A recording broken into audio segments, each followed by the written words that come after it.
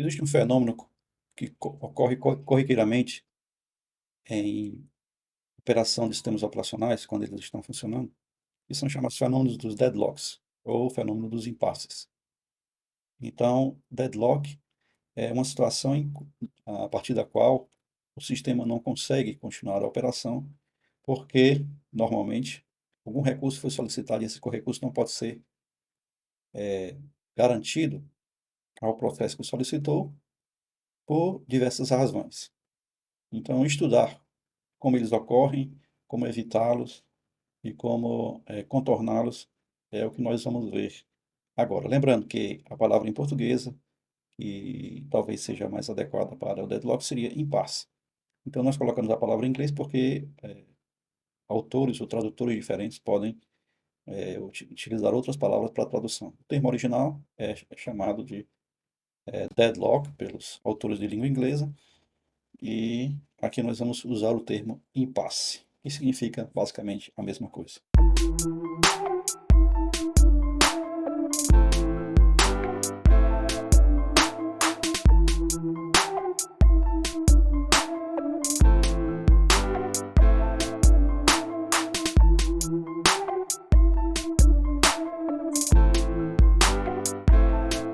A primeira distinção que nós temos que fazer é a distinção da natureza dos recursos que os processos solicitam do hardware, ou até mesmo de outros processos.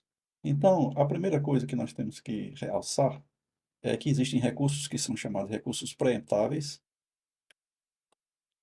ou seja, são aqueles recursos a partir de que, uma vez que você o solicitou, você pode ser obrigado a liberá-los temporariamente para que um outro processo possa assumir esse recurso e fazer algum trabalho. Quando esse outro processo terminar o seu trabalho, ele pode devolver o recurso e você continua a partir de onde terminou. Existem recursos que são preemptáveis. Por exemplo, um endereço de memória é um recurso preemptável. Quando o sistema operacional pode requisitar aquele endereço de memória enquanto você está utilizando, e você, processo que está utilizando, guarda o dado para colocar lá quando vai retornar. Esse endereço de memória é oferecido a um terceiro processo, a um segundo processo. Esse segundo processo utiliza esse endereço de memória e depois ele retorna para o processo original, e o processo original continua de onde concluiu, sem prejuízo para nenhum dos processos. Então, quando isso ocorre, nós dizemos que esse recurso é preemptável. Ao contrário, existem recursos que são não preemptáveis. Então, um recurso não preemptável é aquele que, se você abrir mão dele enquanto usa, você vai calcular, causar algum tipo de prejuízo. Então, imagine, por exemplo, que o seu processo está utilizando uma impressora. Então, esse processo está utilizando a impressora imprimindo caracteres. Se você for bloqueado durante o processo de uso da impressora e um outro processo B passar a utilizar essa impressora para fazer a sua própria impressão, você vai ter as misturas das impressões dos papéis. Então, você vai perceber que a impressora, ao longo da sua operação, ela é um recurso não preemptável. Se você interromper a sua utilização por parte de um processo no meio da impressão, as impressões vão sair muito confusas, misturadas, né? Você teria que ter um trabalho para separar. Se fossem pelo menos 100 páginas, pudessem ser separadas em páginas, você teria um trabalho para separar as páginas da impressão do processo A e do processo B. Se não forem separadas em páginas, vocês poderiam ter na mesma página impressões relativas ao processo A e impressões relativas ao processo B, o que seria extremamente difícil de separar. Então, nós temos aí um caso clássico de recurso preemptável e recurso não preemptável. Toda sequência de utilização de um recurso, ela ocorre segundo certos passos. Esses passos nós vamos chamar aqui de sequência de acesso. Então, nós temos aqui, quando um processo ele solicita, ele necessita de um recurso, a primeira coisa que ele faz, obviamente, é solicitar o recurso. Nós temos o passo de solicita o recurso. Depois, o próximo passo é realmente usar esse recurso que foi garantido a esse processo, via de regra, pelo sistema operacional. E, finalmente, após a utilização desse recurso, o processo o recurso é liberado e pode ser utilizado para um outro processo. Então, essa é a sequência natural de utilização. Então, a sequência é o processo solicita o recurso, o processo usa o recurso, o processo libera o recurso. Isso tudo por intermediação do sistema operacional. Então, a aquisição de recursos. Essa aquisição de recursos, via de regra, ela acontece através de uso de sinalizadores. Então, você tem aí alguma variável, alguma estrutura de dados que você aciona, ou seta, ou muda, para indicar que você está necessitando de um certo recurso. Então, via de regra, quando isso é feito com variáveis como nós tínhamos aqui no forma de semáforos, né, uma variável que controla um recurso, né, ele serve como elemento para controlar um recurso. Então, via de regra, você tem um processo A, por exemplo, então, você aqui um processo A. Esse processo A necessita de um recurso que nós chamamos aqui de recurso 1. Então, ele executa uma operação indicando o seu interesse no recurso 1.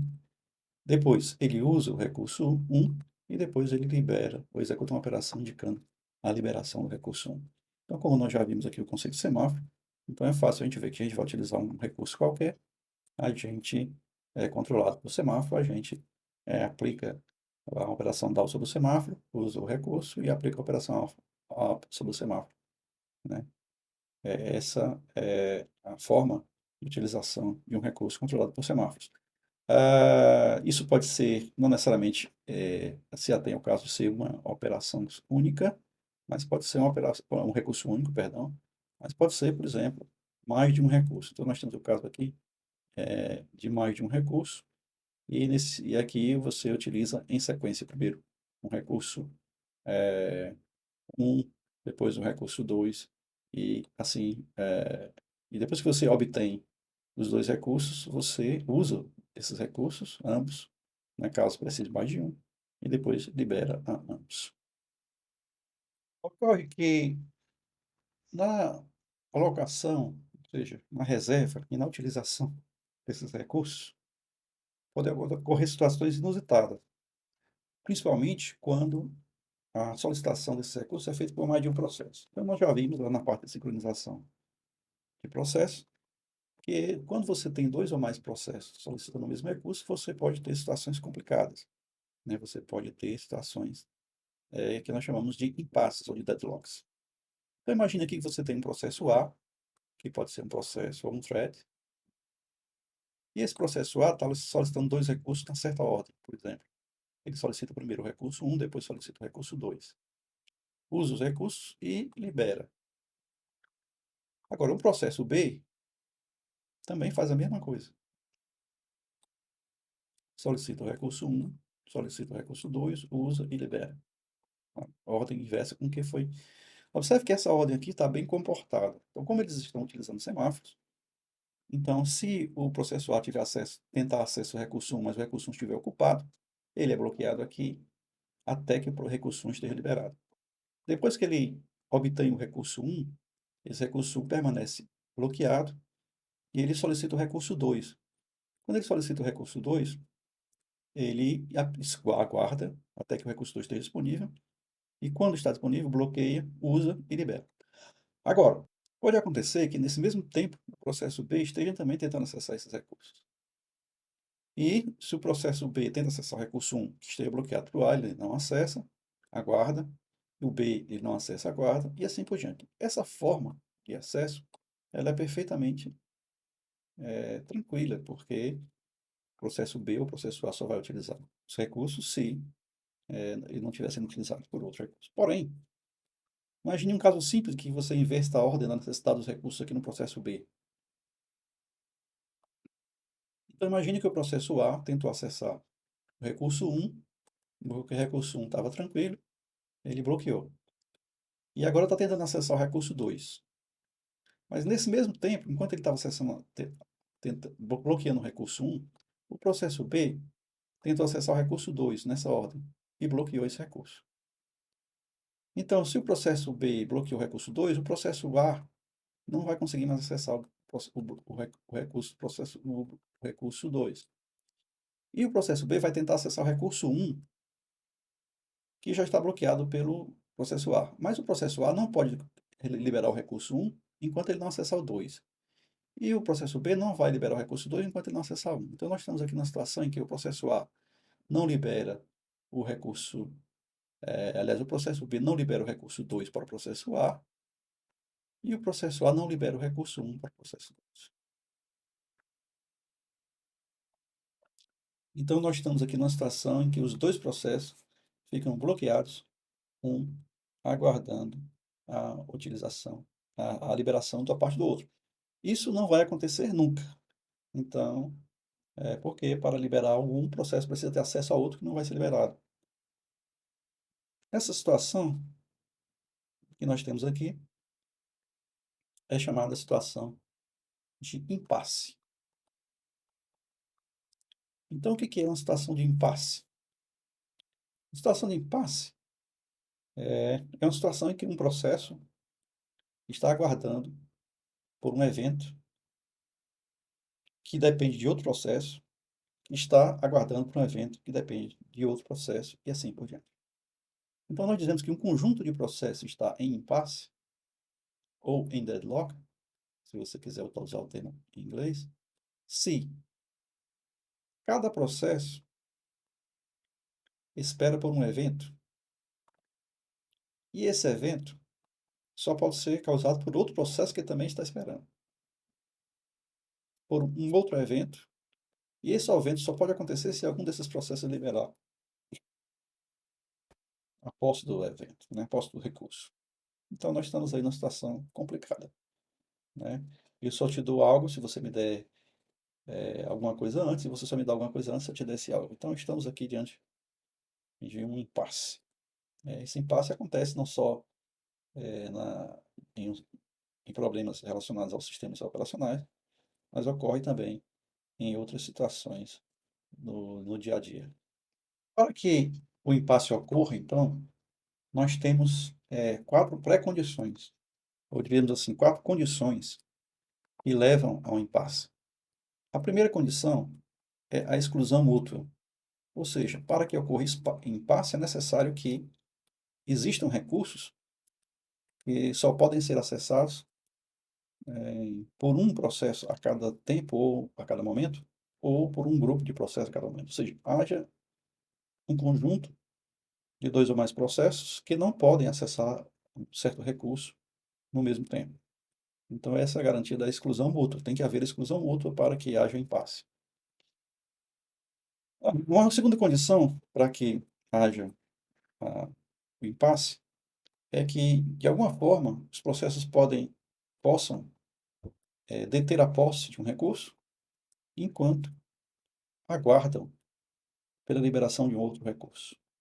Então, ele é espera com posse, né? Então, ele tem a posse do recurso e ele tem que esperar a posse de um outro recurso, a liberação de outro recurso, mesmo guardando a posse de um outro previamente já liberado para ele.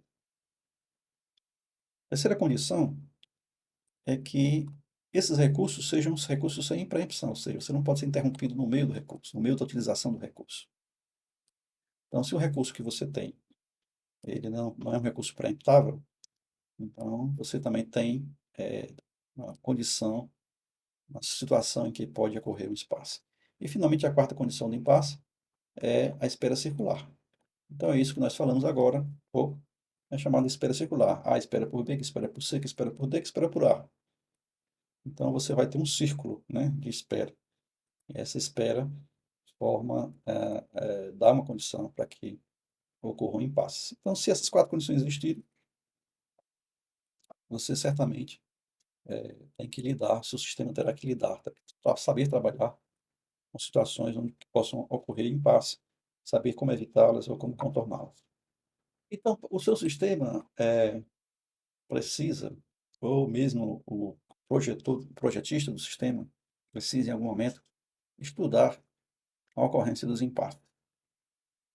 Uma das formas de estudar a ocorrência dos impasses ou de prever a ocorrência dos impasses ou contornar a ocorrência dos impasses através de uma modelagem da evolução dos processos e da utilização dos recursos do seu sistema. Essa modelagem da utilização dos processos, da utilização dos recursos, ela pode ser feita, por exemplo, via gráficos de alocação de recursos. Então, nós temos aqui um exemplo de um gráfico de alocação de recursos. Então, nesses gráficos, via de regra, você tem os processos representados por círculos, por exemplo, aqui nesse desenho, e os recursos utilizados por esses quadrados. E um arco representando a requisição ou a posse de um recurso. Então, por exemplo, quando um arco está direcionado de um recurso para o processo, nós dizemos que esse processo possui esse recurso. E quando o processo ou a seta está direcionado do processo para o recurso, nós dizemos que o processo solicita o recurso. Então, aqui nós temos um caso clássico de solicitar o recurso, nessa figura B. E aqui na figura A nós temos o caso clássico de posse do recurso. Então, o processo A tem posse do recurso R, o processo B solicitou o recurso S. Então, isso cria gráficos, por exemplo, dessa forma aqui. O processo D solicita recurso U.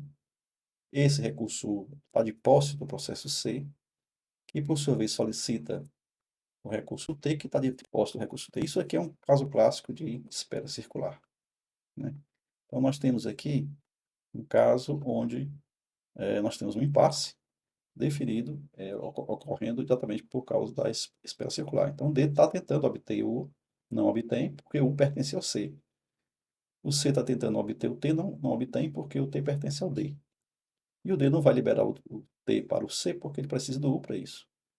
O D não vai obter o U, porque o U está de posse do C. Então, explicando melhor aqui essa situação. Então, nós temos aqui as situações em que, primeiro, nós modelamos a evolução dos processos de utilização dos recursos através de gráficos e verificando nesses gráficos se existe a espera circular, se existe um ciclo nesse gráfico. Se existe um ciclo, então você está na situação de deadlock.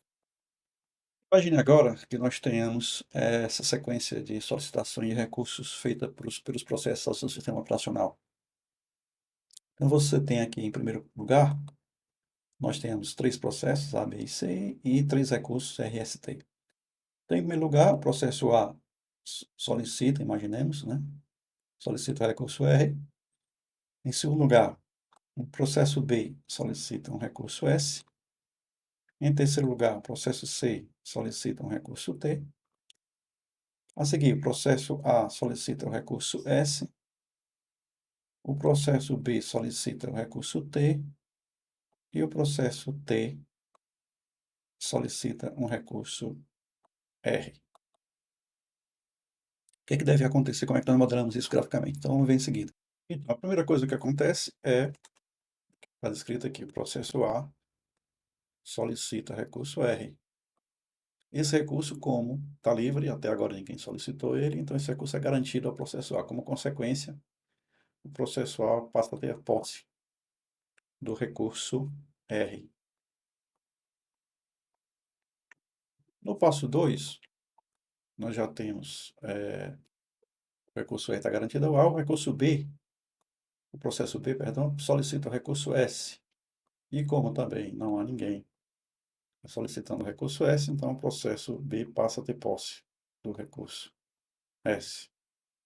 No terceiro caso, terceiro passo, o processo C solicita o recurso T, como também não tem ninguém utilizando esse recurso, então o processo C passa a ter posse, possui o recurso T.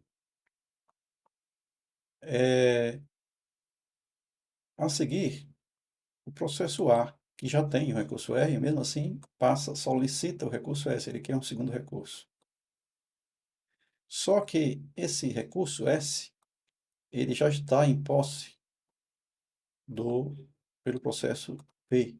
Portanto, o A vai fazer uma solicitação, mas ele não é atendido, ele fica lá com a solicitação em aberto.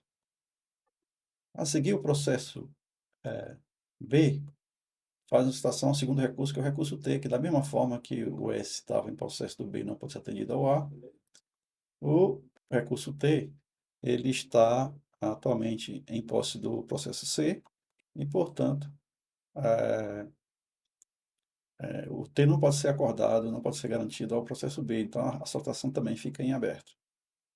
Finalmente, o processo C solicita o recurso R, que está em posse do A. Como esse recurso R está em posse do A, ele não é acordado, então a solicitação fica em aberto. E aqui nós temos um problema. Os processos só vão liberar os seus recursos para serem atendidos por outro quando eles próprios receberam os recursos que eles estão solicitando. Portanto, o A não vai liberar o R para o C, a não ser que o S seja liberado para o A. Mas o S só vai ser liberado para o A se o T for liberado para o B. Mas, então, dessa forma, nós estamos criando aqui uma espera circular. E com essa espera circular, a gente não vai a lugar nenhum, né? Então, o R não é dado ao C porque o A não libera o R, o S não é dado ao A porque o B não libera o S, o T não é dado ao C porque o C, ao B, perdão, porque o C não libera o T. E assim por diante, então nós estamos aqui na espécie circular e, portanto, em impasse. Como é que a gente evita isso? Como a gente evita isso? Uma das formas de evitar isso é alterar a ordem com que os, assim, as solicitações são realizadas. Vamos ver agora. Bom, para evitar que essa situação aconteça, nós podemos realizar as alocações na seguinte sequência. Primeira coisa, o processo A solicita o recurso R, não tem problema, o R não está alocado a ninguém, então o recurso é alocado ao processo A. Bom, então vamos saltar aqui o processo B e vamos direto para o processo C, que solicita o recurso e é atendido. Aqui também não tem nenhum conflito. A, porque na frente o A não vai. O A eventualmente iria solicitar o S, mas nesse caso não. Nós estamos aqui no processo C. A seguir, o A pode solicitar o processo S, sem problema. Ele solicita e é atendido, porque o S também. O S não tem ninguém, não está preso a ninguém, então ele solicita e é atendido. Aqui nós ficamos com o processo A de posse de dois recursos, e o processo C pode solicitar um desses recursos ao A sem problema nenhum. O A não está esperando por nada, ele tem todos os recursos, então, eventualmente, se ele tem posto todos os recursos, não está esperando por nada, eventualmente esses dois recursos serão liberados, porque ele vai até o final. Então, eventualmente, essa solicitação do C vai ficar, o R vai ser liberado e o C pode ser fornecido ao A sem maiores problemas, ao C, desculpa. Desculpa. Eventualmente, o A vai liberar os recursos, RS, e o C vai ter pleno acesso ao recurso R. Nós garantimos que, pela mudança na sequência das solicitações dos recursos, foi evitado que houvesse um impasse. Bom, então, nós temos aqui as estratégias que podem ser adotadas para resolver os problemas do impasse. A primeira estratégia meio estranha, é realmente ignorar o problema. Pode parecer estranho aqui, mas os sistemas operacionais, no começo do seu desenvolvimento, eles simplesmente adotaram essa estratégia. Deixa a coisa pegar fogo e pode ser que se resolva sozinho. Se não se resolver, a gente, eventualmente, o sistema reiniciado pode resolver o problema.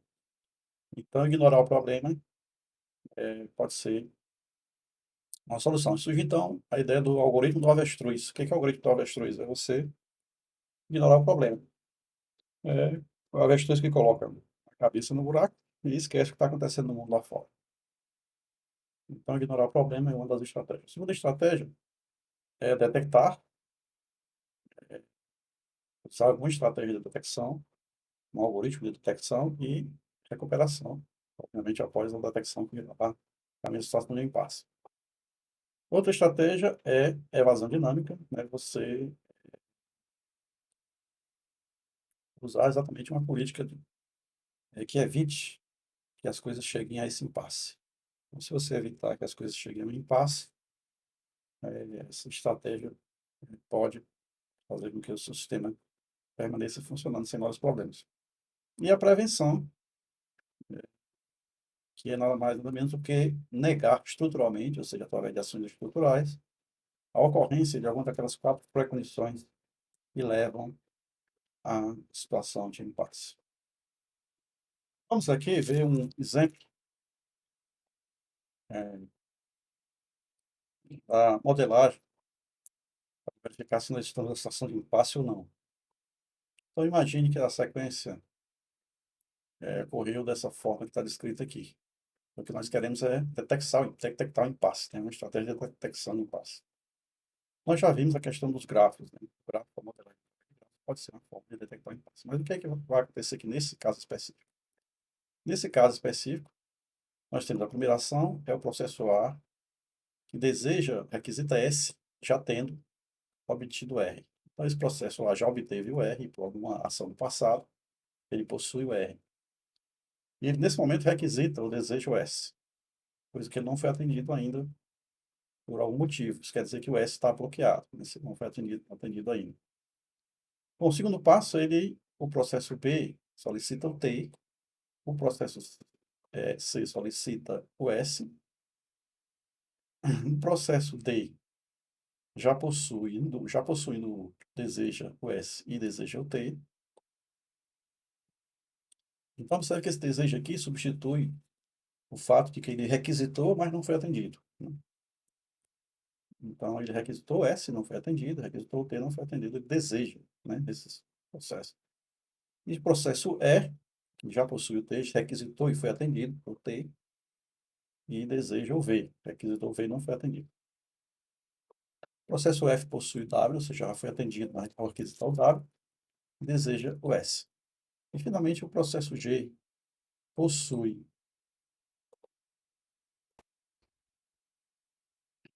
o V, ou seja, já foi atendido na requisição do V, e deseja o U, ou seja, requisitou o U, mas não foi atendido. Como é que a gente pode representar isso aí através de um gráfico? Então, para que a gente não fique somente na descrição das soluções, você pode dar uma pausa agora aí no vídeo, de uns 10 minutos, e retornar para verificar se você fez o gráfico corretamente. Então, vamos lá, esse aí é o resultado do gráfico. Nós temos aqui, no lado esquerdo, opa, desse lado esquerdo nós temos a solução. E desse lado direito nós temos um pedaço que é exatamente, um pedaço que representa um ciclo. Então vamos ver, vocês viram muito bem que o A possui o R e solicita o S. O S é solicitado por todo mundo. O A solicita o S, o C solicita o S, o D solicita o S, o F solicita o S. Mas não é, ninguém consegue obter esse recurso. Então ele está bloqueado. Todo mundo tentando acessar e não consegue. Nós temos também que o B solicita o T, que está bloqueado por quem? O T está bloqueado pelo E. O E solicitou o T e conseguiu. O D, ele solicitou também o T e o S, mas ele conseguiu o U. O G solicita o U, o G possui o V, o E solicita o V, o F possui o W. Está aqui a descrição, né? Solução final para aquele conjunto de solicitações solicitações e bloqueio dos recursos. Se você pegar o ponto D aqui, você vai ver que esse pedaço aqui, ele forma um ciclo. E é assim que a gente, aqui ele, tirando para fora aqui, é assim que a gente consegue, então, detectar que realmente, nesse caso, está ocorrendo um deadlock, ou um impasse. Então, como é que é o algoritmo para detecção, né? Isso aqui nós fizemos graficamente, agora nós vamos descrever esse algoritmo, né? Então, o algoritmo para detecção nada mais é do que um algoritmo de detecção de ciclos em um grafo onde os grafos existem em dois tipos. Você tem que pegar um grafo direcionado e verificar se a partir de algum nó você retorna a esse próprio nó. Então, como é que a gente faz isso? Então, para cada nó, a primeira coisa que eu faço, cada nó do grafo, aqui está gráfico, mas é gráfico, né? Execute os 5 passos que seguem, tendo N como um nó inicial. Que é, tem esse C aqui, é grafo. Esse acento aqui também, grafo. Então, para cada nó do grafo, execute os 5 passos. Quais são os 5 passos? Primeira coisa, eu vou inicializar uma lista, chamada de L aqui, uma lista vazia, e todos os arcos que pertencem a esse grafo serão considerados como não marcados. Eu vou pegar o nó atual, posicionar ao final da lista L. Depois eu vou verificar se o nó aparece 2 vezes na lista. Se assim for, o grafo tem um ciclo. Então, coisa simples. E o algoritmo, obviamente, termina porque ele detectou um ciclo. Se não for assim, verifique se nesse nó, ou no último nó que você estava usando, há algum arco de saída não marcado. Então, se tem um arco de saída, ou seja, direcionado para algum recurso daquele nó, para um recurso ou para um processo, né? Se assim for, você vai para o passo 5. Né? Então, eu vou aqui para o passo 5. E nesse passo 5, eu vou fazer o que no passo 5? Eu vou escolher um arco de saída não marcado aleatório, vou marcá-lo e volto para o passo 3, tendo esse nó como referência. Bom, mas se eu não encontrei o nó de arco de saída, voltando aqui para o passo 4, eu vou para o passo 6. Nesse passo 6, se esse nó for o nó inicial, ou seja, eu estou voltando para onde eu saí, eu termino o gráfico e ele não contém ciclos. O algoritmo termina. Caso contrário, eu também estou no beco sem saúde, removo e volto para o nó anterior.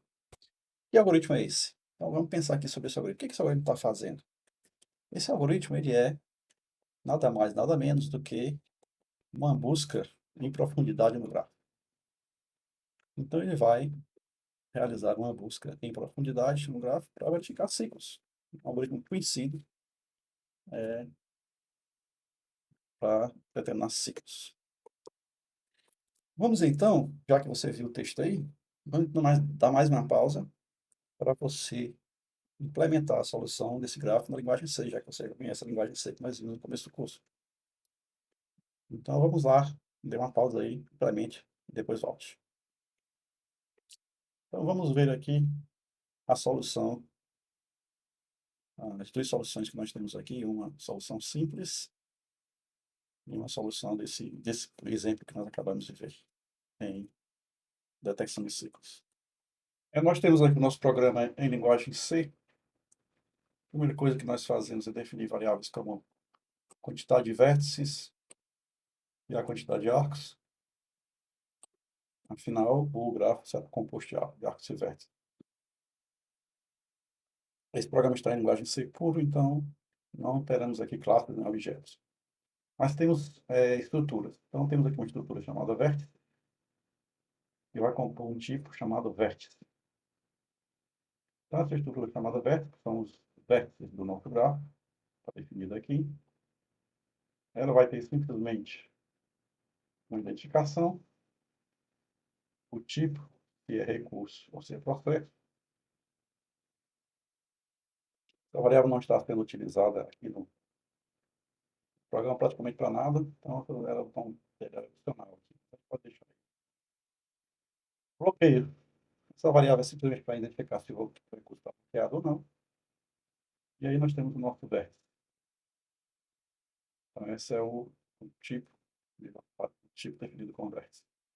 A seguir nós temos o tipo arco, que vai ter um arco, tem uma origem, o vértice de origem, o vértice de destino, no caso aqui apenas o rótulo do vértice de origem, o rótulo do vértice de destino, A, B, C, D e assim por diante. E aqui temos uma variável indicando se foi visitado ou não. Então nós podemos usar duas estratégias para aquela lista de arcos visitados.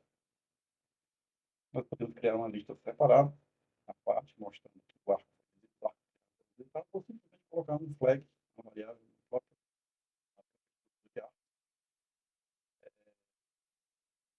dizendo que ele foi visitado ou não no processo de busca.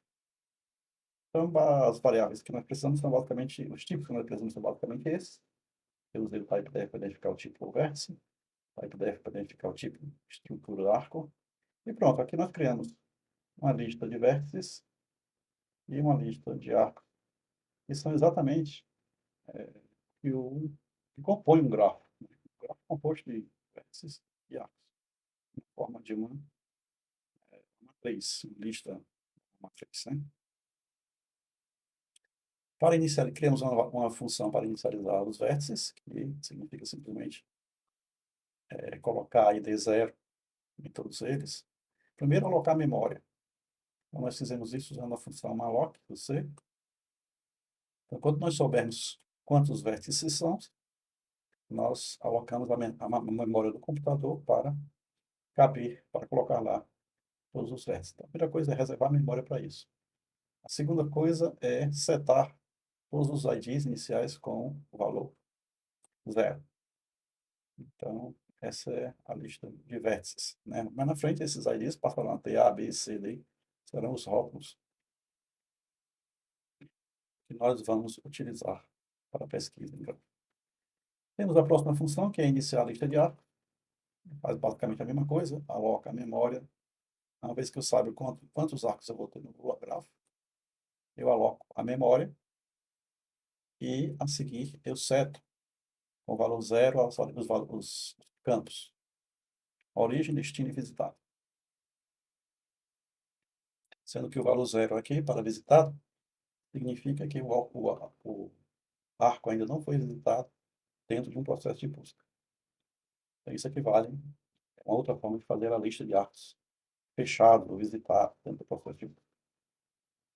Bom, agora nós temos uma função adiciona vértice. A função adiciona vértice, ela pega um rótulo qualquer, tipo A, B, C, D, ou F, G, Y, qualquer coisa. Vai procurar um lugar vazio na lista, ou seja, ele vai setar uma variável i, cujo valor inicial é 0, e ela vai deslocar esse valor e até encontrar um vértice na lista de vértices que não esteja preenchido. Quando ela encontrar, vai ser exatamente na posição i, ela vai colocar nessa posição o valor do rótulo que ela quer adicionar e vai dizer, nesse momento, o bloqueio dele é 0. Ou seja, ele não está bloqueado. Então, isso aqui é para adicionar um vértice ao grafo. Da mesma forma, para adicionar um arco ao grafo, eu recebo a origem, de onde é que esse arco vai sair, qual é o vértice de origem, qual é o vértice de destino, vai fazer a mesma coisa, procurar na lista de arcos, um arco que esteja vazio, né? Ou seja, cuja origem seja 0, ele vai lá colocar na origem, campo origem dessa lista de arcos, naquela posição i, o valor da origem, e naquela posição i, o destino como sendo o valor do destino. Dessa forma, a gente preencheu um arco. Então, preenchemos os vértices, preenchemos os arcos.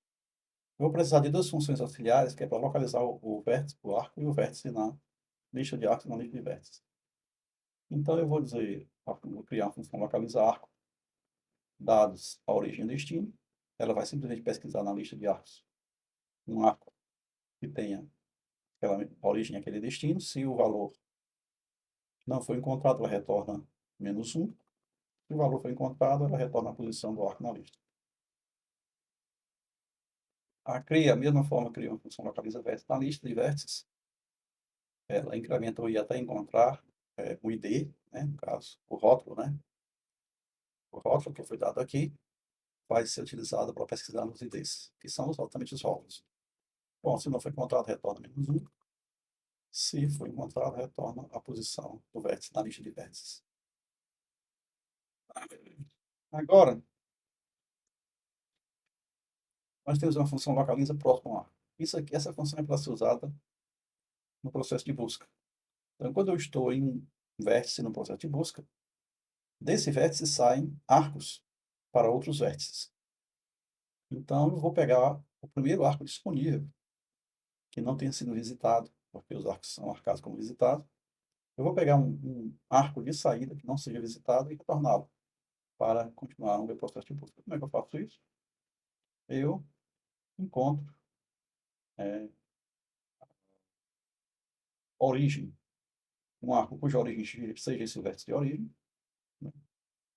Esse vértice de origem vai dizer, eu estou nesse arco atual, que é o vértice A, B, C, D, seja o que for, e vou localizar como um arco qualquer cuja origem seja esse vértice de origem, e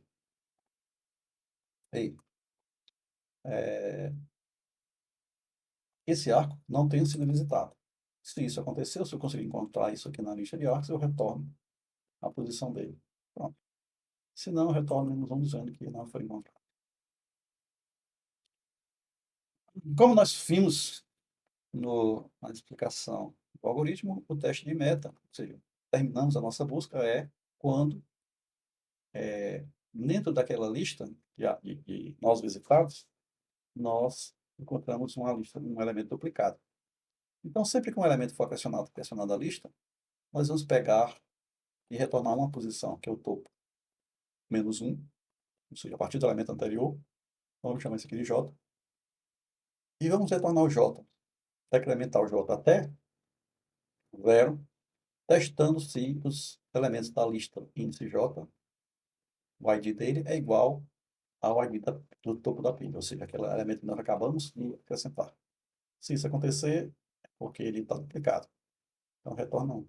Observe que a nossa lista aqui, na realidade, não é uma lista, é uma pilha. Nós usamos a estrutura de dados pilha justamente porque ela nos permite fazer a busca em profundidade, que é o que nós estamos fazendo nesse grafo agora. Então, se você não conhece ainda o conceito de busca em profundidade, então dê uma olhadinha, uma pesquisada sobre busca em profundidade em grafos, né? Você vai encontrar muita coisa na internet, inclusive no nosso curso de inteligência artificial, a gente mostra vários exemplos de implementações de busca em profundidade. Também nós temos no curso de introdução à programação com Python, também nós temos lá exemplos de busca em profundidade em cima de um grafo. Então, é o que nós estamos exatamente aplicando aqui. E, finalmente, a nossa função, busca em profundidade. Esse D aqui, esse aí, vem o D é de depth, o F é de first e o S é de search. Então, nós temos o nó, o vértice de início, e esse vértice de início vai ser qualquer nó do grafo, a partir do qual nós vamos começar. Então, nós devemos repetir essa busca através de todos os nós do grafo até que a gente encontre um que tenha um ciclo, ou então que a gente não encontre nenhum ciclo em nenhum deles. Então, vamos tomando aqui um nó qualquer. Nós vamos primeiro marcar todos os arcos como não visitados, uma vez que a gente já possa ter realizado eventualmente, a gente já possa ter realizado uma busca anterior e tenha citado algum arco como visitado. Então, para evitar que haja algum tipo de erro, nós setamos todos os arcos da lista de arcos como visitados.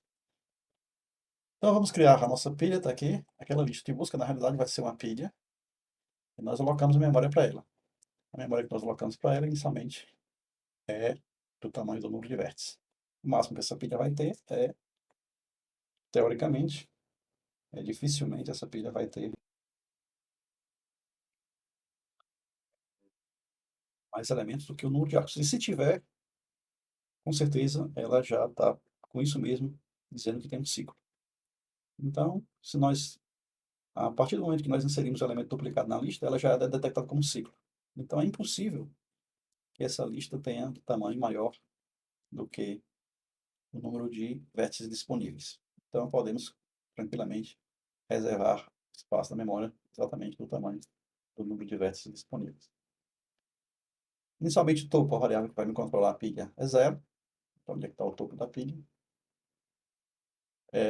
O elemento que vai estar no topo da pilha é o elemento inicial, que nós acabamos de receber para... Então, pronto, nós inicializamos a nossa pilha com um elemento somente, que é exatamente o elemento início, colocando dentro da pilha.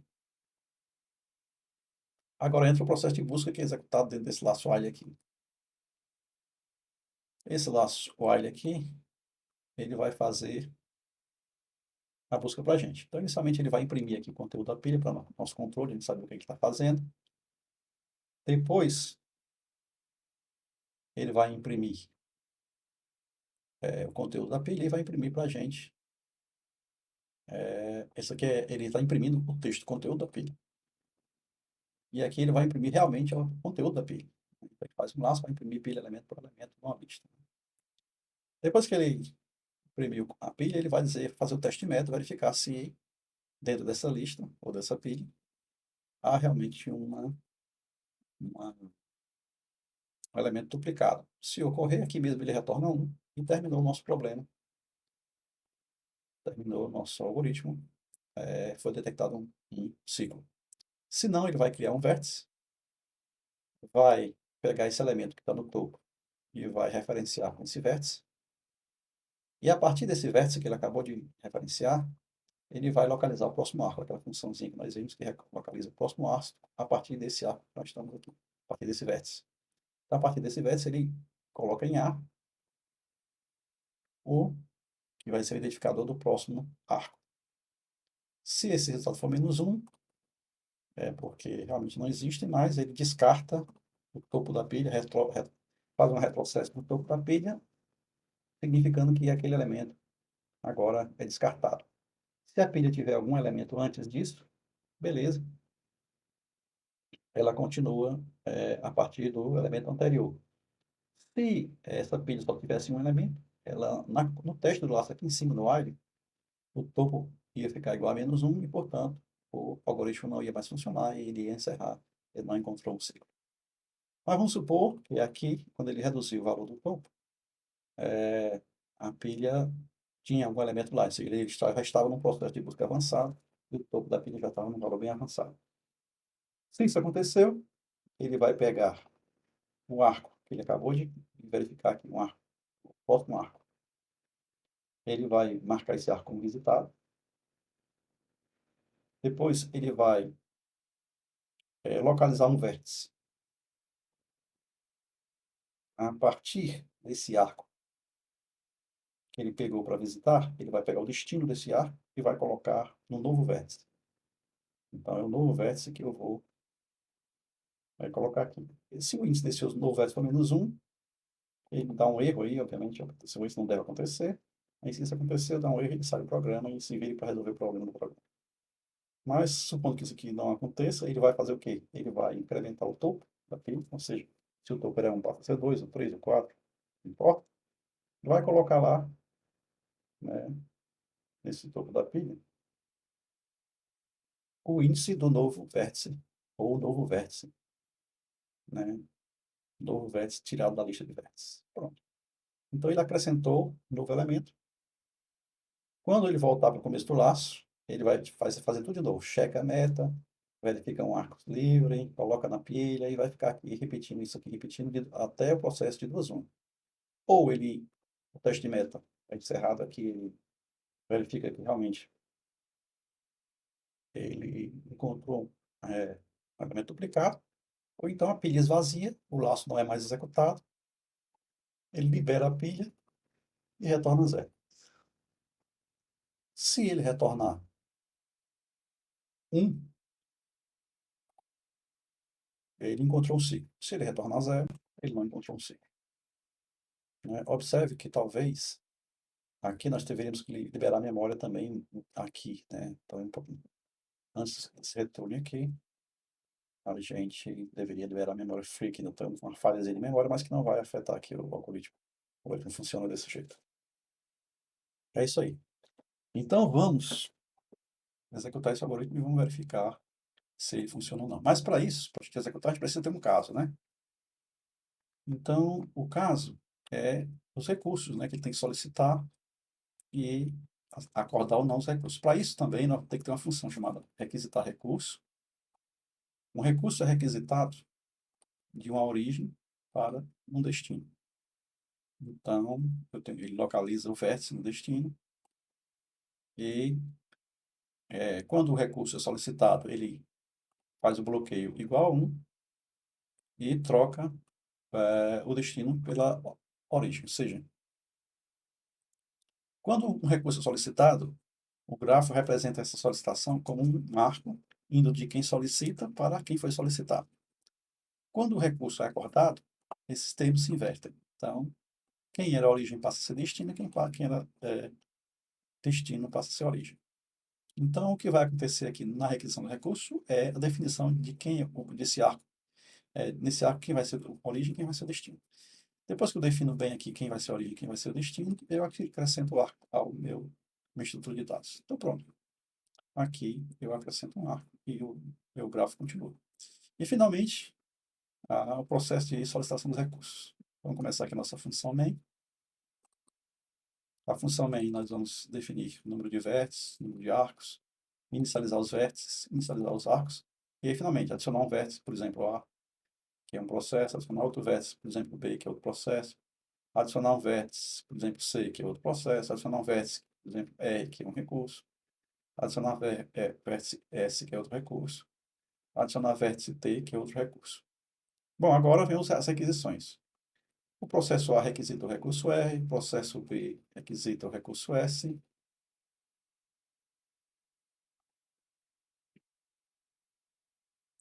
o processo C requisita o recurso S, o processo A requisita S, B requisita T e C requisita R. Eu acho que vocês já viram isso aqui em algum lugar, não foi? É exatamente aquele primeiro exemplo que nós mostramos de como fazer o gráfico. Agora nós queremos saber se o nosso programa é capaz de detectar ele mesmo por ciclos. Imprime a lista de vértices, né? Imprime a lista de arcos, essa função aqui imprime a lista de vértices, aqui ele imprime lista de arcos e a função em si imprime a lista de arcos. Então, vamos corrigir aqui.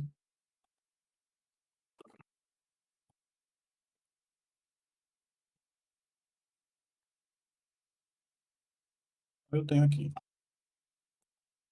para cada i, variando de 0 até o número de vértices, nós vamos fazer uma DFS, ou seja, uma busca em profundidade, começando com aquele elemento na lista de vértices. Bom, agora, depois que ele executar a busca, né, se detectar um ciclo, ele vai imprimir ciclo detectado, ou seja, a partir da resposta do DFS. E vai encerrar o programa, não precisa mais fazer busca, porque uma vez que já detectou um ciclo, não precisa mais procurar outro. Se ele não imprimir nada, porque nenhum ciclo foi detectado, ele libera a memória, lista de vértices, lista de arcos, e acabou o programa. Ok? Então, essa basicamente a são dos programas de linguagem. Vamos pegar aqui no terminal, vamos compilar nosso programa.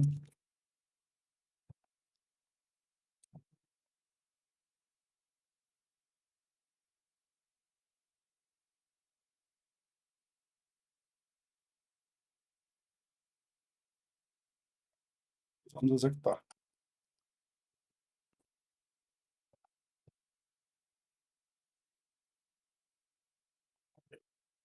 Então, nós tínhamos aqui os arcos ABRST, ABCRST, lembra? Que é exatamente aquela figura. Os processos eram A, B e C e os recursos eram R, S e T. Então, nós tínhamos aqui os processos A, B e C solicitavam R, S, T. O A solicitava o R, por exemplo, e isso significa, né, que quando o R era acordado ao A, havia um arco começando com R, terminando em A aqui o arco. Então, o arco começando com R, terminando em A. Quando o B solicita o S também, em algum momento há um arco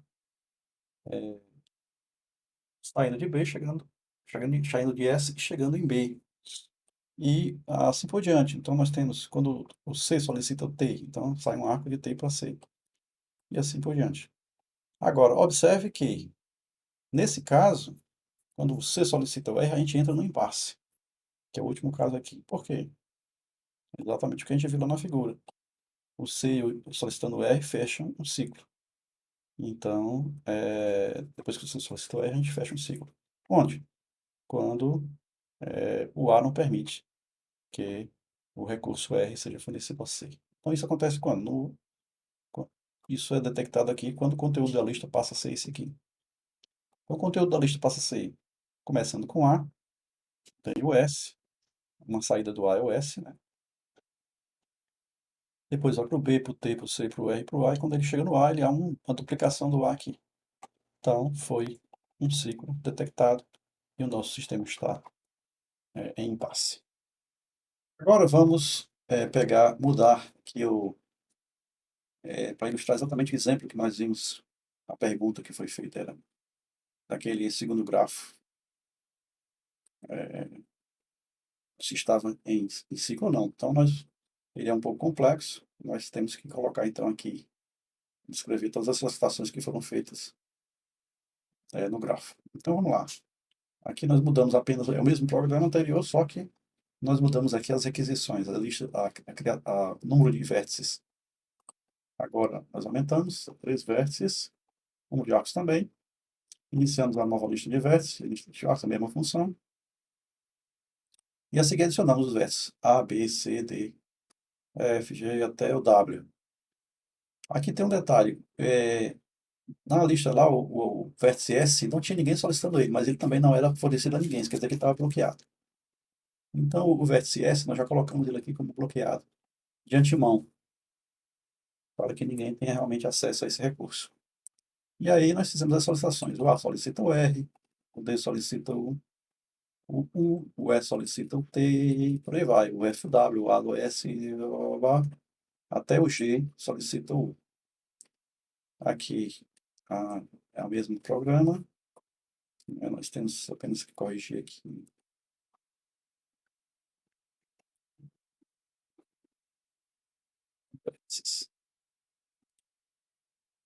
Pronto. Agora vamos executar o programinha, verificar se está tudo ok. E finalmente vamos executar o programa.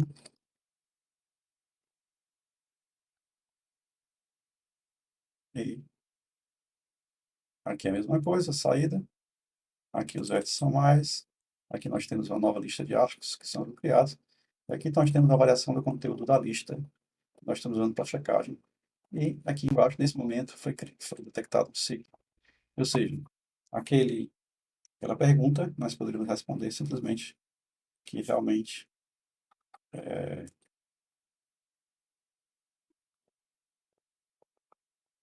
exatamente aqui nesse momento, realmente o ciclo foi detectado.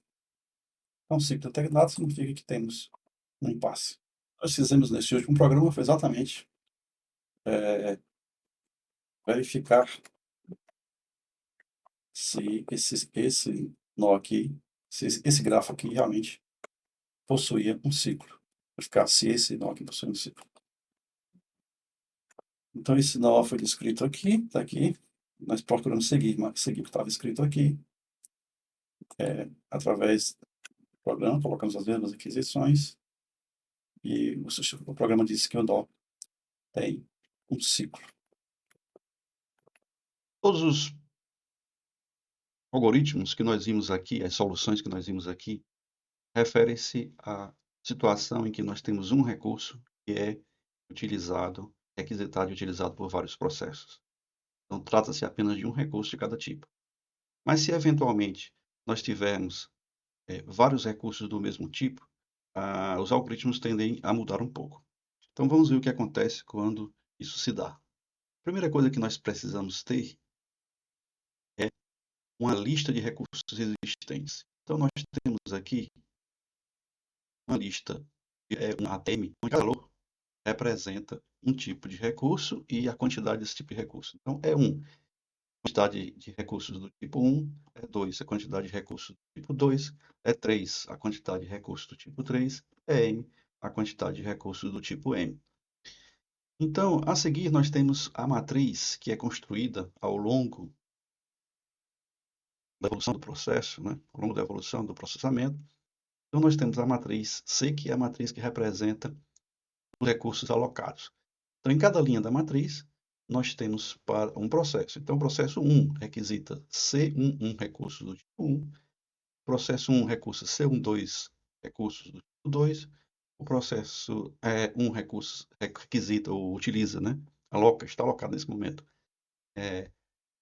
C13 recursos do tipo 3 e assim por diante. Então, o C21 para o processo 2 recursos 1, processo 2, recurso 2 e assim por diante.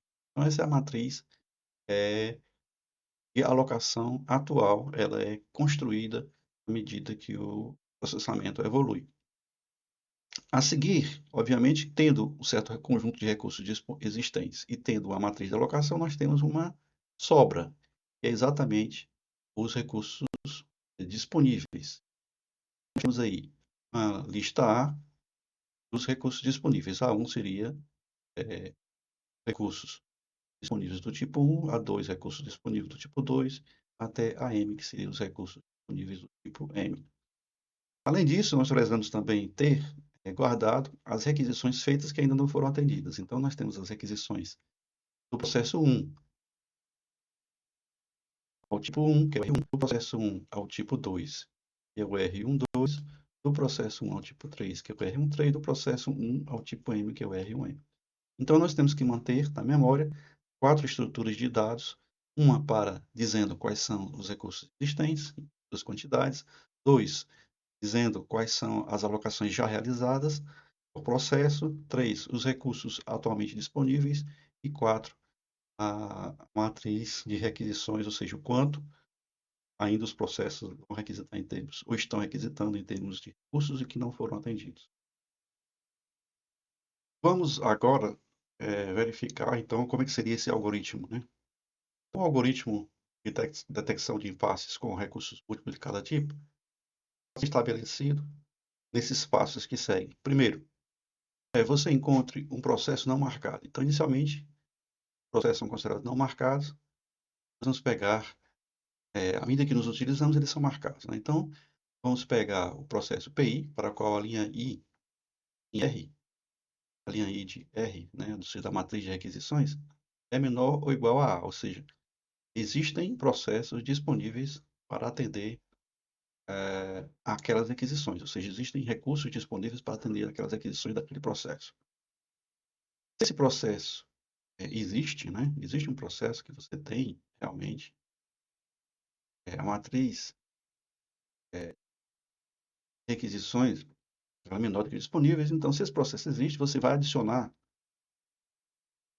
a linha desse processo da matriz C à lista A e volte para o processo 1. Então, volte para o passo 1, desculpa, você volta para o passo 1. Então, vai ficar executando isso aqui. Se esse processo não existir, o último termina. Então, você vai fazer essa, essa repetição dos passos 1 e 2 e vai somando as linhas do processo. Então, vamos ver aqui na prática como é que é esse algoritmo. Então, imagine que você tem a seguinte disponibilidade. Então, você tem aqui a lista de disponibilidades, você tem 4 unidades de fita, 2 plotters, 3 scanners e um Blu-ray para o seu sistema de computação. A sua matriz de alocação é essa matriz aqui. Então, você tem processo 1 não alocou unidades de fita, não alocou plotters, alocou um scanner e nenhum Blu-ray. Processo 2 alocou 2 unidades de fita, 0, 0 e um Blu-ray. E o processo 3 alocou um plotter e 2 scanners. Bem, então essa é a matriz de alocação atual. A sua matriz de requisição significa o seguinte, que o processo 1 está solicitando normalmente 2 unidades de fita e um Blu-ray. O processo 2 está requisitando uma unidade de fita e um scanner. O processo 3 está requisitando 2 unidades de fita e está requisitando um plotter. Essa é a situação, essa é a sua situação atual. Vamos ver então aqui o que vai acontecer com esse algoritmo. Então imagine que eu tenho que pegar um processo e tenho que verificar se esse processo, as requisições desse processo são inferiores à matriz disponíveis. Então vamos pegar aqui o primeiro processo. Esse processo ele está com valor 2, 0, 0, 1. Então esses valores 2, 0, 0, 0, 1 são inferiores a 2, 100. E, portanto, esse processo pode ser marcado. Então, eu vou marcar esse processo. Marquei. E vou adicionar essa linha inteira a essa linha aqui. Então, nós passaremos a ter. Continua o 2. O que vai acontecer é apenas uma mudança aqui no scanner, que vai passar a ser 1. Então, nós ficamos com a linha 2100. Agora, nós vamos pegar um outro processo qualquer. Vou pegar aqui o processo que não está marcado ainda. O 1010. Então, esse 1010 é menor do que 2110. Beleza. Então, vamos marcá-lo. E vamos adicionar essa linha ao processo acima. Então, 2 com 2 dá 4. O 2 aqui passa a ser 4. O 0 continua 1. O 0 continua 1. E o 1 vem aqui para baixo. Então, nós passamos a ter 4, 1, 1, 1. E agora vamos ver o último processo. O 2 é menor do que o 4. 1 é menor do que 1. 0 é menor do que 1 e 0 é menor do que 1. Então, esse processo também pode ser marcado. E na próxima interação, todos os processos estão marcados, portanto, não houve deadlock. Agora vamos ver uma outra situação. Então, vamos limpar aqui para ver uma outra situação. Então, imaginemos aqui que o processo 2 requeira alguns recursos a mais. Então, vamos colocar aqui que o processo 2 vai requisitar 2 CD-ROM, né? Ou 2 Blu-ray, vamos botar aqui. Vou apagar isso aqui. Então, 2 aqui. 2. O processo B vai requerer também duas unidades de fita. Aqui vai ter também 2. E também o plotter. Um plotter. Então, vamos começar o algoritmo mudando aqui as requisições. Então, em primeiro lugar, o processo A requisita 2001, 2100 está ok, posso marcá-lo. Vou somar aqui essa soma, a única modificação que ela faz é aqui nesse valor, que passa a ser 1. O processo B, vamos tentar ver se eu consigo requisitar 2 o requisito, mas esse aqui eu não posso. Então, o processo B ainda não pode ser requisitado, porque ele requer 2 plotters, só tem um plotter disponível. No processo C, tem 2100, ok, eu posso marcar aqui. E eu posso somar essa linha aqui, que vai passar a ser 2. Aqui. Aqui vai passar a ser 3. E aqui continua 0. Agora vamos voltar para o processo 2. Voltando ao processo 2, eu requisito 2, perfeito. Requisito 2, perfeito. Requisito 1, perfeito. Requisito 2, não dá. A quantidade de Blu-rays que ele vai requisitar é 2 e a quantidade de Blu-rays que ele tem disponível é 0. Então, qualquer que seja a ordem com que eu faça essas alterações aqui, no final vai ter um processo que não vai estar marcado. Se isso acontece, é porque o meu sistema está em impasse ou em deadlock. Agora resta-nos ver como é que nós nos recuperamos de um deadlock ou de um impasse. Então, 3 estratégias que citamos aqui para a recuperação de deadlocks. A primeira é a preempção. Uma vez que nós tenhamos detectado o deadlock, você pode preemptar os recursos, ou seja, interromper o processo que esteja utilizando o recurso, até que você não esteja mais em situação de deadlock. A outra forma é você fazer um rollback, um retrocesso. Fazer os processos retornarem à situação inicial em que eles estavam, a fim de que o deadlock desapareça, né? Ou a forma mais simples, porém mais destrutiva, é apagar o processo.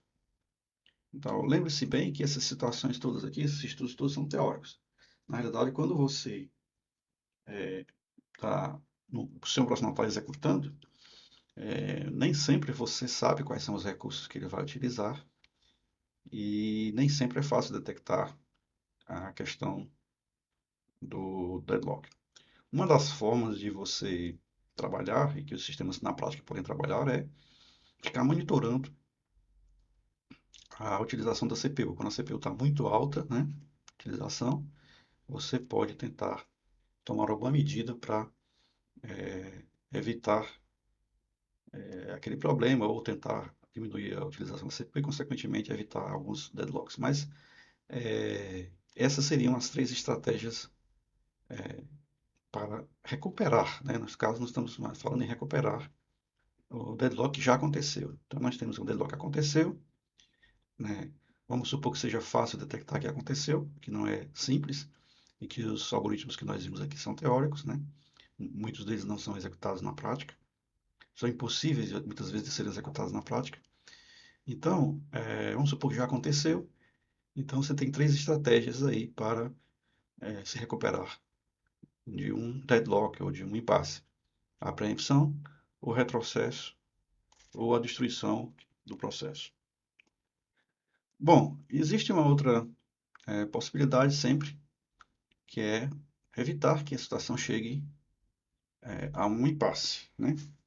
Então, evitar impasses, você pode agir segundo essa estratégia que está determinada aqui abaixo, nesse gráfico. Então, nessa estratégia aqui, você tem a representação de dois processos. Na linha horizontal, você tem a representação do processo A, na linha vertical, você tem a representação do processo B. Esses espaços aqui entre as setas são as regiões do processo em que ele utiliza o plotter, nesse caso aqui, a região em que o processo A utiliza o plotter e a região em que o processo B, perdão, utiliza a impressora. Então, essas regiões do gráfico aqui. A mesma coisa para o processo A, regiões em que ele usa o plotter e a impressora. E o sistema vai evoluindo de acordo com as instruções do processo A e do processo B que ocorre. Quando ocorre uma instrução do processo A, esse ponto do estado atual da execução se desloca para a direita.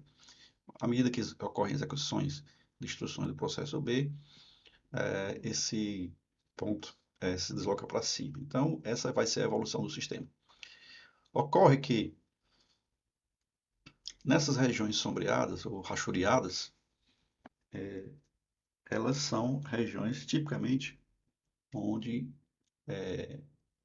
ocorrem impasses, né? Então, quando o processo vai evoluindo,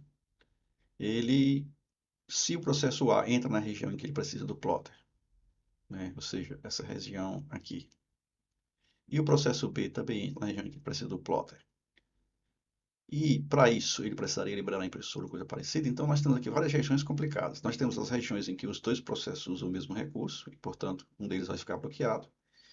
E nós temos regiões em que os dois processos utilizam, essa região mais complicada, que utilizam os dois recursos. Então, essas são as regiões a serem evitadas a qualquer custo pelo seu sistema operacional. Regiões em que pode acontecer um impasse. Então, o processo vai evoluindo. Quando ele chega nesse quadrado aqui, nós já temos uma situação de insegurança. Por quê? Porque nessa região aqui, se ele evoluir para cima, ele fatalmente vai evoluir para a direita depois, em algum momento, e vai cair na região sombreada. Se ele evoluir muito para cima, ele cai nessa região sombreada. Se ele evoluir à direita, ele cai nessa região sombreada. Então, de uma forma ou de outra, esse quadrado aqui, ele é inseguro. Então, você tem que evitar chegar nele. Quando você chega na situação aqui, você tem que evoluir nessa direção integralmente, até depois poder evoluir nessa direção integralmente e chegar na situação em que ambos os processos terminaram essa execução tranquilamente. Então, o ideal seria, né, seguir uma evolução, ou ele pode seguir essa evolução aqui, ou ele pode seguir essa evolução aqui. Então, seriam formas de evitar os impasses. O problema é que esse gráfico aqui é apenas teórico e na prática é muito difícil implementar um programa que possa prever de antemão quais são os recursos que cada um dos processos vai solicitar. Então, isso aqui é tarefa difícil, mas é utilizado esse gráfico apenas por razões teóricas. Então, para isso, nós podemos definir então o conceito de estado seguro. Então, estado seguro é um estado que, a partir do qual toda a execução de todos os sistemas podem levar a um fim. Então, se eu estou num estado A, por exemplo, então imagine aqui que eu tenho essa matriz, o processo A dispõe de, ou está alocando atualmente 3 recursos de um certo tipo e vai precisar de 9 recursos no máximo desse mesmo tipo. Imagine que essa quantidade de recursos total para esse seja de 10 recursos. Então nós temos aqui 10 recursos disponíveis para serem distribuídos entre 3 processos. O processo A requisitou 3, mas ele vai pedir até 9. O processo B tem 2, ele vai pedir 4. O processo C tem 2, vai pedir 7. Então nós temos atualmente alocados 7 recursos aos processos A, B e C, de um total de 10. Então nós temos disponíveis 3 recursos ainda para serem distribuídos entre A, B e C, de forma a que a gente possa levar a cabo esse processamento. Imagine que você dê 2 recursos para o processo B. Então o processo B fica com 4, que é o máximo que ele vai solicitar. Nós ficamos com 1 ainda disponível, mas com a certeza de que uma vez que o processo B já tem os 4 recursos, ele vai usá-los até o final. Então, na partir da próximo estado, ele vai estar com esses recursos liberados. E tendo 4 recursos liberados, nós passamos de 1 disponível para 5 disponíveis, que vão ser distribuídos a A, B ou C. Lembrando, o B precisa de mais 6, nós não temos disponíveis, mas o C precisa de 5. Então, nós vamos dar esses 5 processos, 5 recursos ao processo C. Ele vai ficar com 4, atingir o seu máximo, e a partir daí ele libera esses recursos. Liberando os recursos, nós passamos a 7 disponíveis. Então, se nós temos 3 com 7 disponíveis, nós podemos atender os 9 que são necessários para o recurso A. E, finalmente, todos os processos são executados. Desta forma, esse estado aqui é considerado, então, um estado seguro. Agora, imaginemos essa situação aqui. Eu tenho também os mesmos 10 recursos, mas eu passei desse estado, passei para esse estado B aqui. No estado B, eu dei um recurso para o A. Então, ele passou, está com 4, continua com 2, com 2. Nós temos 6, 8 recursos sendo utilizados e mais 2 disponíveis, um total de 10. O A vai precisar dos mesmos 9, o B vai precisar dos 4 e o C vai precisar dos 7. O que é que a gente faz aqui? Bom, temos 2 recursos. Quem está precisando de 2 recursos é, por exemplo, o B. Então, nós passamos os 2 para o B. O B fica com os 4 recursos e nós ficamos com nenhum disponível. Eventualmente, o B libera. Ok, o B liberou. Então, os 2 voltam para... Os 4 do B voltam para ficar disponíveis. Só que no caso do A, eu preciso de mais 5 para chegar aos 9. No caso C, eu preciso de mais 5 para chegar no 7. E eu só tenho 4 disponíveis. Então, eu não posso nem atender ao A, nem atender ao C.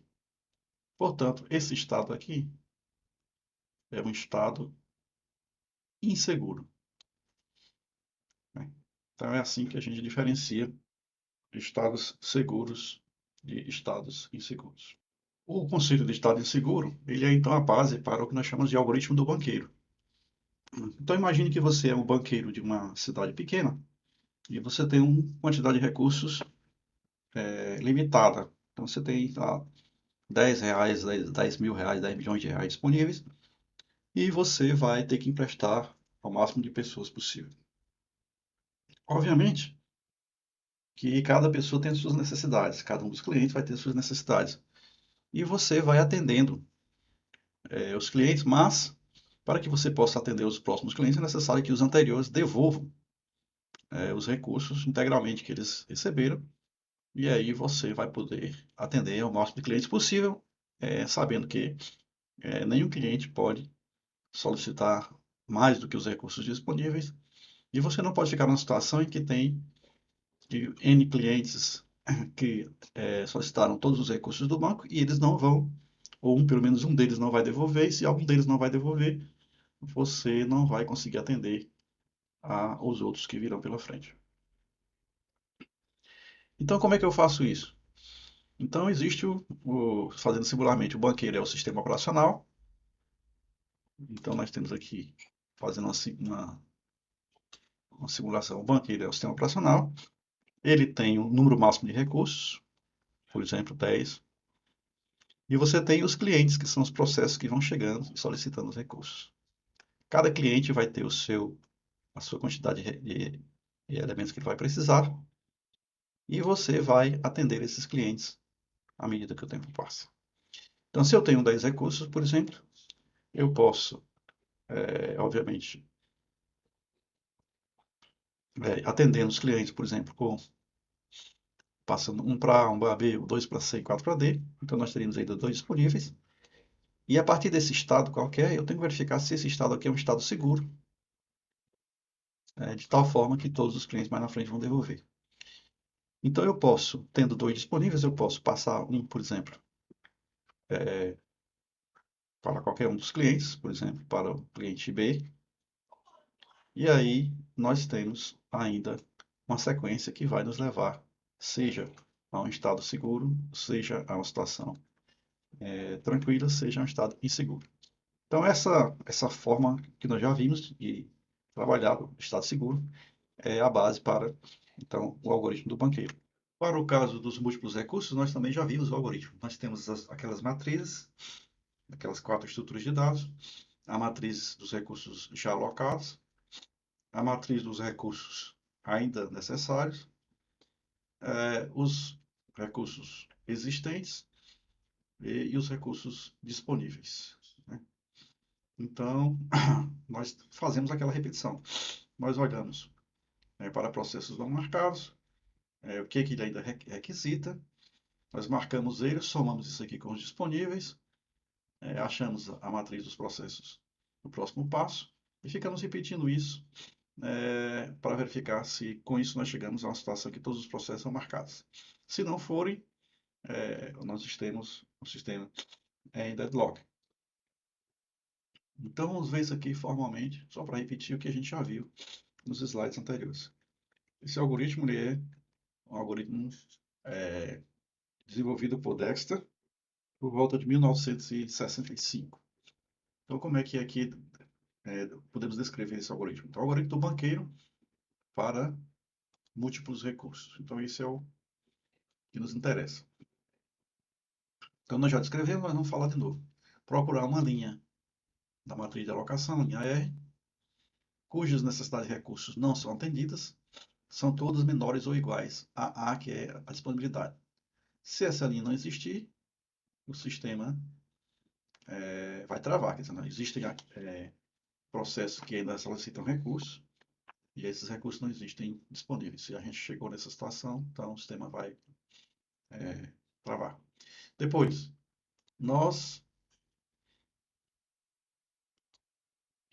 se isso não acontecer, o que é que nós vamos fazer? Nós vamos presumir que o processo da linha escolhida solicita todos os recursos que precisa, então nós vamos alocar todos os recursos ao processo. E vamos garantir que seja possível e terminar. Com isso, ele vai usar todos os recursos, vai terminar, esse processo é marcado como concluído e os seus recursos voltam para o vetor A, que é o vetor dos elementos disponíveis. E nós vamos, finalmente, repetir esses processos 1 e 2 até que todos os processos sejam marcados como executados do início ao fim. E aí a gente termina o algoritmo com 2 situações. Todos os processos estão marcados, e aí o sistema era seguro, e registrou algum processo que não conseguiu ser marcado, ou seja, que não conseguiu ser atendido, e aí o sistema não era seguro. O estado, a partir de onde nós começamos a análise, não era seguro. Bom, agora vamos ver o que poderia ser feito para evitar o impasse. Quer dizer, o algoritmo do banqueiro, ele é um algoritmo de detecção do impasse, né? Então vamos ver agora como é que nós evitaríamos isso. Para evitar isso, nós temos que evitar aquelas 4 condições que colocamos no início, né? Que seria evitar que uma dessas condições ocorra. Quais são? Primeiro, a exclusão mútua. Se nós evitarmos que cheguemos a um estado de exclusão mútua, onde o processo é bloqueado esperando por outro, nós podemos evitar impasses.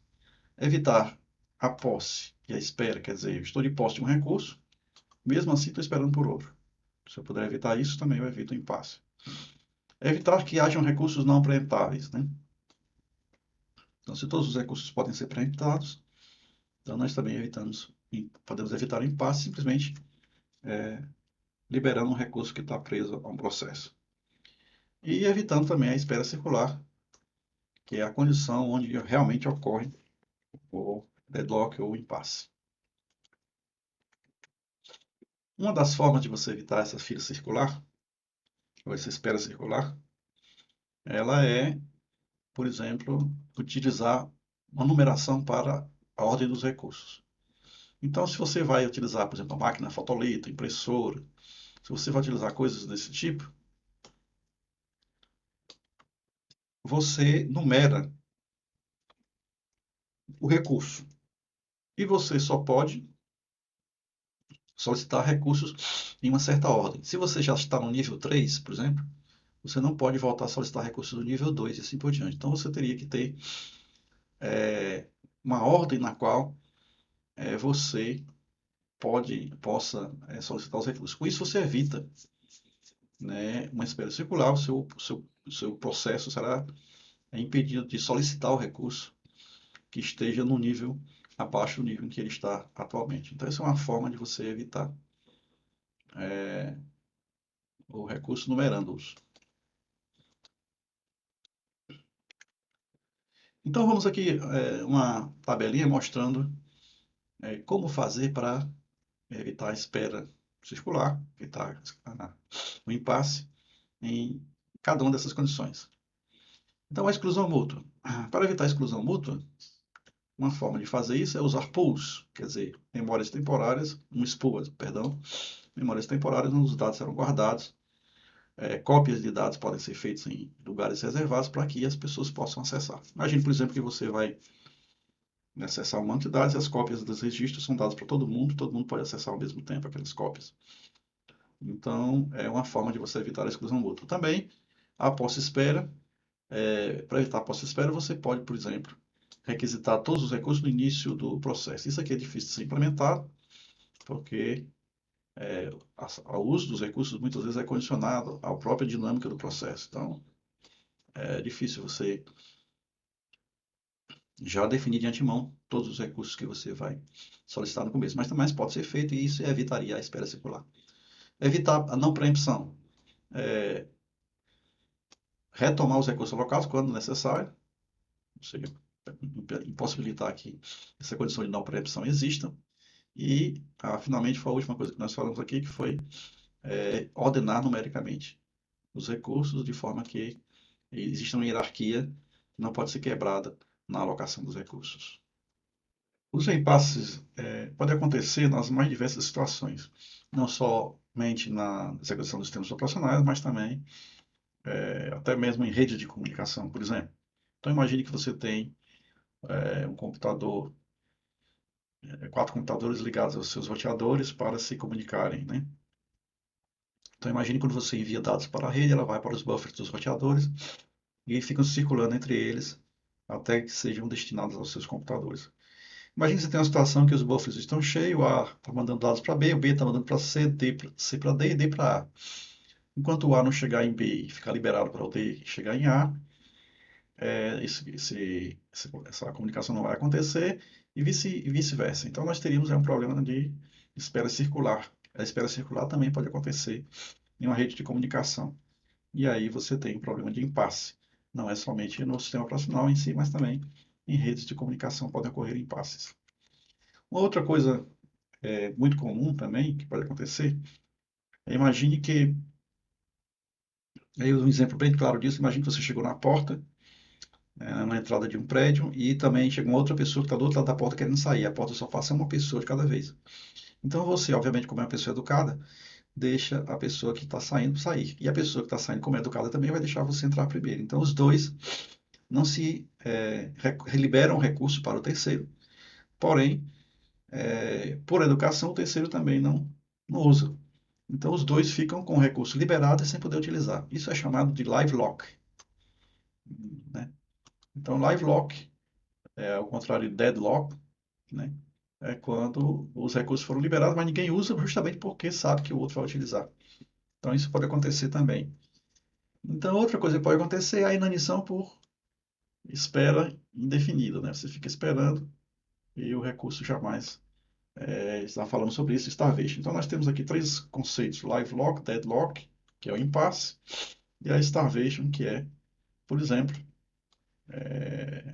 uma causa comum do starvation. Imagine que você tem o sistema operacional que vai atendendo os processos que vão chegando por prioridades. Então, chega o processo do general, tem prioridade máxima. Chega do capitão, prioridade alta, vai atendendo. E os processos do recruta estão sempre lá na fila, mas nunca são atendidos. Por quê? Porque sempre chega um processo com mais alta prioridade. Isso pode acontecer, por exemplo, numa fila de supermercado, onde você imagine que todos os caixas atendem primeiro os idosos. Vai chegar um momento que a quantidade de gente idosa é tão alta que uma pessoa comum que vai para a fila fica lá esperando que os idosos entrem na frente dela. Quando ela vai ser atendida, chega outro idoso e entra na frente dela. Quando ela vai ser atendida, chega outro idoso e entra na frente dela. Então, se houver muitas pessoas em condições dessa, vai colocar a pessoa que está na fila numa situação de starvation, ou seja, de inanição. Ela jamais vai ser atendida porque os outros processos altamente prioritários estão chegando na frente. Não se trata de um impasse, não é um deadlock, não é um live lock, mas é uma situação de inanição, starvation, né? Então são esses os conceitos que nós passamos aqui nessa videoaula.